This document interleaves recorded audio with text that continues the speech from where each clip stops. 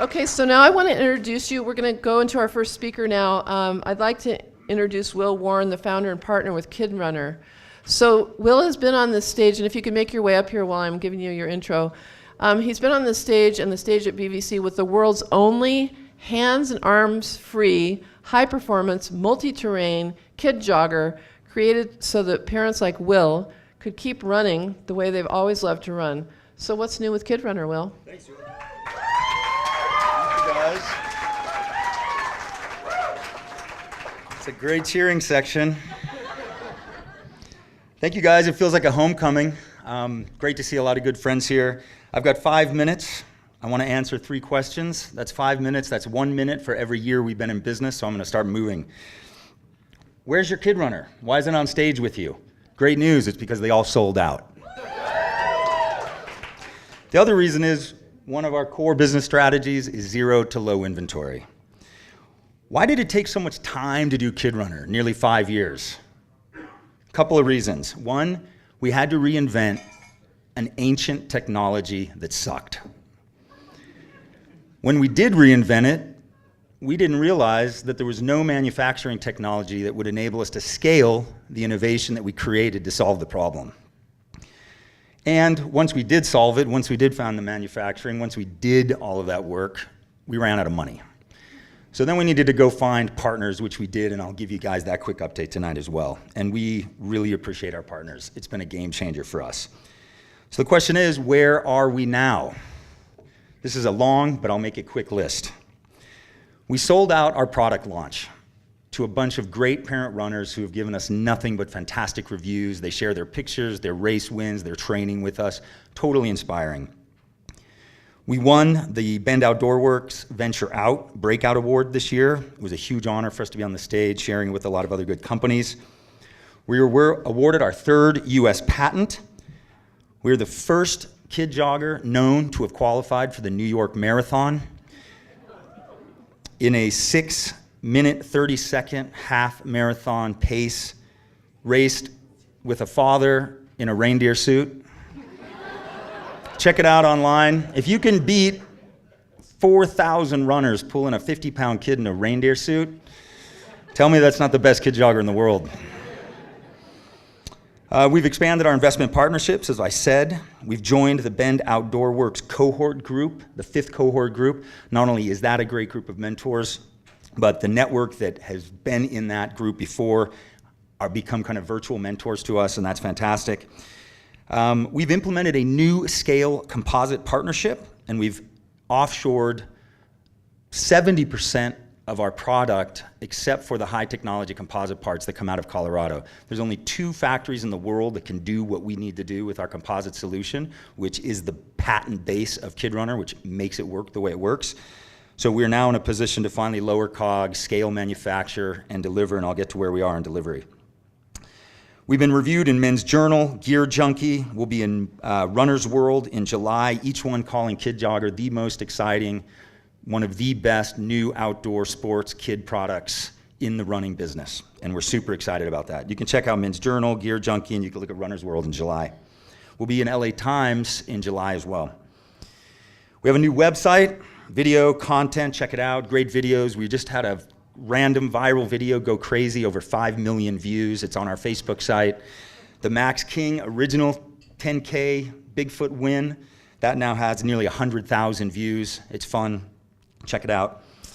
Fast-moving 2018 pre-orders. So we are now, I just came back from China. We are now on the water from China with our first significant scale KidRunner introduction. Over 35% of those KidRunners have been pre-sold to customers, and the balance will be available for the first time in our history as dropship inventory. So we're super excited about that. I'm just back from China a week ago. We will be on Amazon.com in 4 weeks. Super excited about that. And what is our goal?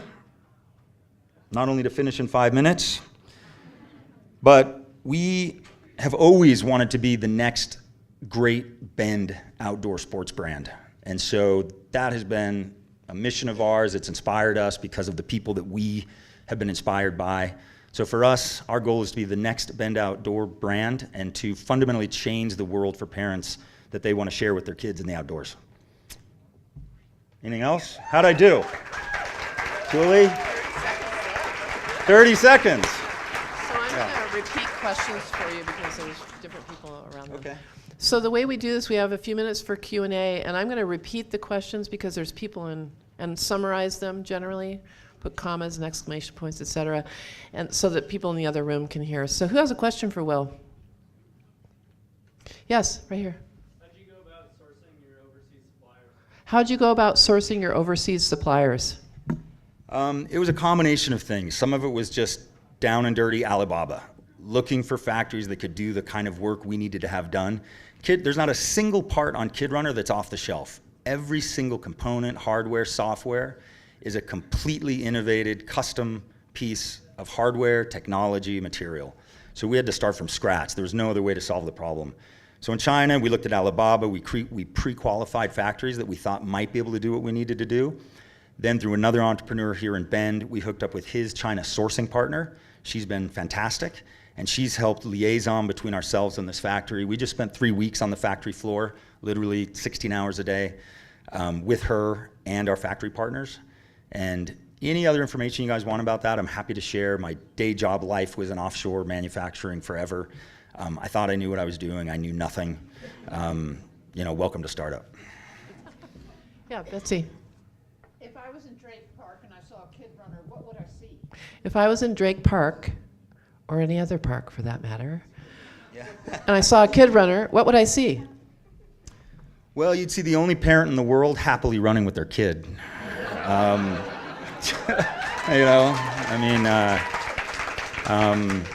if you're in a race with them, you're probably going to see their behind.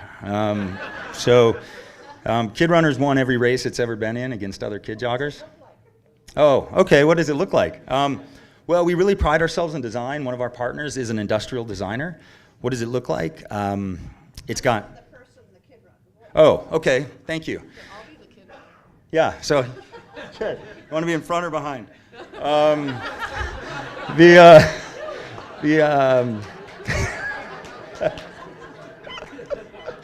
That's a softball, Julie. Moving right along. I'll let you know. Any other questions? Jenny, could you pull up a picture of it for Betsy? Yeah. Okay, So great. the core innovation to KidRunner is that you pull it instead of push it. So the second you lean over and push a stroller, you've lost 25% of your biomechanic efficiency. You've lost all your running form. You can't go multi-terrain. They're 30 pounds. Ours is 19. So it's behind you instead of in front of you. I had a walking meeting yesterday with Kelly, and there were a lot of people out on the river trail, a lot of moms out on the river trail, and they're all like running like this, So that kind of makes sense to me ergonomically. Trying to change the subject. Okay. Yes. How has KidRunner changed since your TV debut on Shark Tank? How has KidRunner changed since your TV debut on Shark Tank? Well, we stopped taking advice from people who don't know what they're talking about.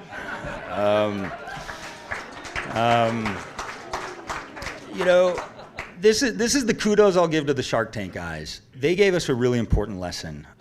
They told us to go to market before it was perfect. And that wasn't something we were prepared to do, because in our mind, we knew what perfect was. We didn't really appreciate the fact that even where we were at that time was still the best way to run with a kid. And so that really was a huge, I think, an eye-opener for us. Where the product is now is that it's been sold out. We have a scale manufacturing platform. We've got great customers. We've got a huge pre-order list. So that was the hump they got us over, and I'll always appreciate it. That's the best I can say about Shark Tank. That's great. Questions? Yeah, Mike. Yeah, you've got direct going, you have Amazon. Who's your home run customer that just need the land? You say, oh my God, that'd be amazing, and how are you going to get there? You've got direct and you've got Amazon. Who's your home run customer that's going to really push this ahead? Pull it ahead. Pull it ahead. Well, I'll tell you, my first answer is 10,000 runners a year are our breakout customer. We don't have right now a real big box retail goal. We're B2C, we're Amazon, we want to focus on specialty retail, we want to focus on specialty partnerships and brand partnerships like we started to develop here in Bend. We're really focused on customers right now, great customers, great parents who want to run, set new records, do cool things with their kids. So that's our home run customer right now. Okay. One more question. Ooh, Kelly. You mentioned that you've gone kind of accidentally viral. Yeah. Can you talk a little bit about what happened from that and what you learned? So it's gone viral. What has happened from that, and what have you learned? Well, I learned what viral meant on the internet. It was classic. I'm in Ben Tech. I share a space with Kelly. Woohoo! You know, it was that classic moment. We show up at our desk that day, and it's inbox filling up with emails. It's thousands of likes. We have no idea where it's coming from. We have no idea what's going on. We finally figure it out, which was hard because we don't know what we're doing online. So we found out. What did we learn from that? We learned that you have to be prepared to take orders online in a really fast, clean, easy way. We were taking PayPal payments. We were communicating with every customer. We lost probably dozens, if not hundreds, of conversions because there was no way for us to respond. We were responding on a one-off basis with people, and next thing you know, we had hundreds of people contacting us. And those are short attention spans. If they have to deal with you and PayPal and back and forth emails, no way. So within 8 hours, we'd launched a Shopify site, an online shopping cart. We've changed all of our terms. And we learned that you gotta be ready all the time. Yeah. That sounds like a perfect place to wrap it up. So if you have more to talk to Will about, you can catch him after the event. Thanks, Will. Thanks, you guys. Thanks, Julie. Nice to see you.